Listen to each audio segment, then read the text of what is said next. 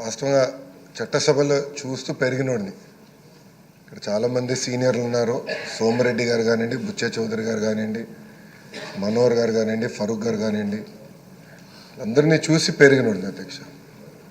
చిన్న వయసులో చట్టసభలు ఎట్లా నడుస్తాయి, చర్చలు హోరాహోరీగా జరిగేది, రాత్రి 2-3 వరకు కూడా చర్చ జరిగేది అధ్యక్ష. వ్యక్తిగతంగా ఎప్పుడు దూషించుకునేవారు కాదు, ఇష్యూ పైన మాట్లాడుకునేవారు, చట్టాలపైన చర్చ జరిగేది, ప్రజలకు ఏం కావాలో అదే చట్టసభలు, అలాంటి చట్టాలే చట్టసభలు చేసేవారు అధ్యక్ష.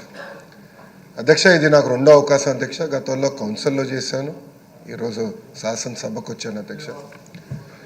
కానీ అధ్యక్ష, ప్రతిపక్షం చేయాల్సిన బాధ్యత, వాళ్ళపైన ఉన్న బాధ్యత అంటే ప్రజలు వాళ్ళు గెలిపించారు 11 స్థానాల్లో, ప్రతిపక్ష చేయాల్సిన బాధ్యత కూడా వాళ్ళు చేయకుండా ప్రతిసారి వచ్చి గవర్నర్ గారి స్పీచ్ని కూడా డిస్టర్బ్ చేసి, ఇప్పుడు గవర్నర్ గారిని మనం గౌరవంగా పిలుస్తాం, ఆహ్వానిస్తాం 2 సభల్ని ఉద్దేశించి మాట్లాడారు, కానీ ఆయన్ని కూడా అవమానపరిచే విధంగా చేసి, గతంలో మేము కూడా ధర్నా చేసాం, కూటమి సభ్యులు ధర్నా చేసాం, బెంచెస్ దగ్గర ధర్నా చేసాం. ఏనాడు పోడియం దగ్గరికి మేము రాలేదు, గవర్నర్ గారు ఉన్నప్పుడు ఏనాడు పోడియం దగ్గరికి మేము రాలేదు. ఆ రోజు మేము చాలా డిస్కస్ చేసి గవర్నర్ గారిని గౌరవించాలి, మనం రాకూడదని ఉందా ఆ లైన్, ఆ లక్ష్మణ్ రేఖ ఏదైతే గీసాం మేము దాటలేదు అధ్యక్ష. అధ్యక్ష, నేను కూడా కొత్త మెంబర్ని, ఎస్పెషల్లీ అసెంబ్లీలో కొత్త మెంబర్ని అధ్యక్ష. రూల్స్ నేను కూడా తెలుసుకుంటున్నాం అధ్యక్ష. జనరల్గా మనోహర్ గారు ఇక్కడ ఉన్నారు, ఫరూక్ గారు కూడా ఇక్కడ ఉన్నారు, గతంలో స్పీకర్లుగా చేశారు. పార్లమెంట్ మనకి ప్రెసిడెన్స్, జనరల్ డిస్కషన్లో పార్లమెంట్ ప్రెసిడెన్స్గా తీసుకుంటారు అధ్యక్ష. అధ్యక్ష, directions by speaker of Lok Sabha క్లియర్గా ఉంది. దాంట్లో చాలా స్పష్టంగా 121(c)లో చాలా స్పష్టంగా shall have at least a strength equal to క్వారం fix to constitute a sitting of the house, that is 1/10 of the total number of members of the house. మీరే చెప్పారు అధ్యక్ష, ఇది ఉంది.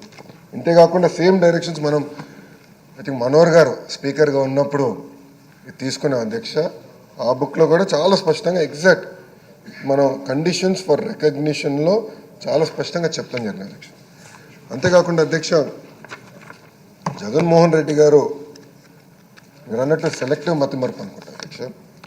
ఎందుకంటే 13 జూన్ 2019 నాడు ఇక్కడనే కూర్చుంటే ఆయన ఒక మాట మాట్లాడారు చంద్రబాబు నాయుడు గారిని ఉద్దేశించి.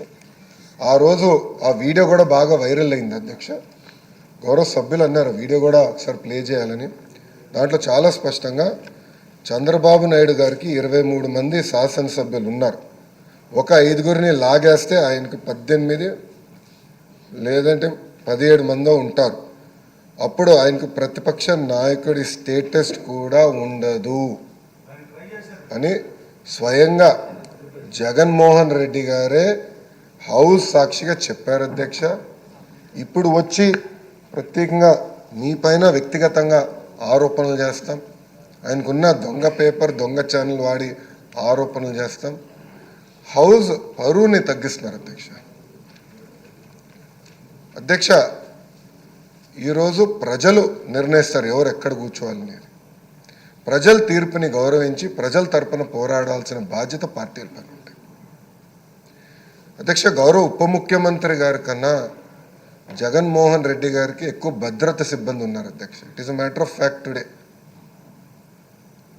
ఎక్కడ కానీ మేము లీడర్ ఆఫ్ అపోజిషన్ కానీ ఎన్ని పరిగణనలు తీసుకోకుండా threat based on that Z+ security ఆయనకి ఇస్తున్నాం. గౌరవ ఉప ముఖ్యమంత్రి గారికి Z కేటగిరీ ఉంది అధ్యక్ష, Z+ ఇచ్చారు అధ్యక్ష. అంటే ప్రభుత్వం చాలా క్లారిటీగా వ్యక్తిగత విభేదాలకు వెళ్ళేదేం కాదు, as per requirement we will provide. But చట్టం చాలా క్లియర్గా చెప్తే, మీకు హోదా రాదు అని చట్టం చెప్తే హోదా కావాలి, చట్టాన్ని మీరు ఉల్లంఘించండి అని చెప్తాం. చాలా చాలా బాధాకరం. ఆయనకు అలవాటు చట్టాలను ఉల్లంఘిస్తాం, అది తీసుకొచ్చి ఈ హౌస్ పైన రుద్దుతాం. ఆ సాక్షి పత్రిక ద్వారా రాస్తాం. నిజంగానే చాలా చాలా బాధాకరం అధ్యక్ష. ఎందుకంటే సీనియర్లు ఇప్పటికే మనోహర్ గారు మాట్లాడారు, తప్పనిసరిగా దీన్ని సీరియస్గా హౌస్ అందరం తీసుకోవాలి. ఎందుకంటే ఇది ప్రాక్టీస్ కింద అవ్వకూడదు అధ్యక్ష. రేపు ఏ పార్టీ అధికారంలో ఉన్నా ప్రతిపక్షంలో ఉన్నా ఈ ప్రాక్టీస్ కరెక్ట్ కాదు. హౌస్ గౌరవం పెరగాలి, చర్చ జరగాలి, ఇష్యూస్ పైన హోరాహోరీగా చర్చ జరగాలి నేను ఆశిస్తున్నా. అప్పుడే మెరుగైన చట్టాలు మనం తయారు చేయగలుగుతాం, చట్టాలు కావాల్సిన సవరణలు తీసుకురాగలుగుతాం అని మీకు తెలుపుకుంటూ, మీరు ఏదైతే రూలింగ్ ఇచ్చారో అది అద్భుతమైన రూలింగ్ అధ్యక్ష. దాన్ని బట్టి భవిష్యత్ కార్యాచరణ గౌరవ మనోహర్ గారు చెప్పినట్లు తప్పనిసరిగా చేద్దామని మీకు తెలుపుకుంటూ నేను సెలవు తీసుకుంటాను. నమస్కారం అధ్యక్ష. సభ్యులందరితో చర్చించి ఒక నిర్ణయానికి వద్దామండి, ఫాలో అవుదాం. ఇప్పుడు మరొక విన్నపం, ఆంధ్రప్రదేశ్ శాసనసభ విధాన కార్యక్రమ నిర్వహణ నియమావళిలోని 221 నిబంధన ప్రకారంగా విశాఖ డైరీలో జరిగాయన్న అవినీతి అవకతవకలపై విచారణ జరుగుతున్న సంగతి మీ అందరికీ తెలుసు.